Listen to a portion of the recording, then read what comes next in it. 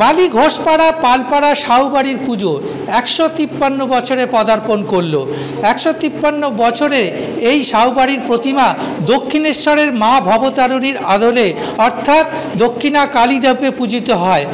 প্রসাদে বিশেষভাবে পায়েস, খিচুড়ি, লুচি, 5 রকম ভাজা মায়ের পুজো অর্চনায় অর্পণ করা হয়।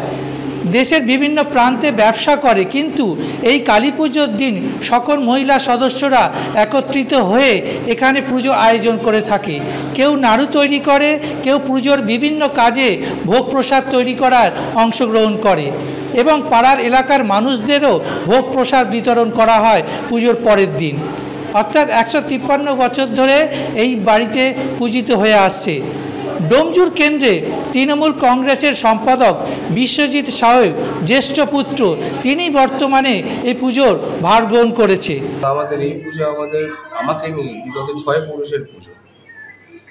আর এই পুজো আপনি যেরকম দেখতেই পাচ্ছেন, আমাদের মা, কাকিমা, পিসি, মাসি, যত আমাদের পরিবারের যত লোকজন আছে, সারা বছর তারা বিভিন্ন ব্যবসায়, চাকরিতে, সমস্ত কিছুতে ব্যস্ত থাকে, কিন্তু এই দিনে সবাই একসাথে এসে একত্রিত হয়ে পুজো সমস্ত রকম সরঞ্জাম জোগাড় জানতি বলুন, আপনি দেখতে পাচ্ছেন ভোগ রান্না বলুন, সমস্ত কিছু নিজেরাই নিজে হাতে করেন। শ্যামা পূজা আরাধনা আড়ম্বরের মতো সাথে হচ্ছে এবং সাউবাড়িতে একেবারে জাঁকজমকভাবে পুজো হয়ে আসছে 153 বছর ধরে।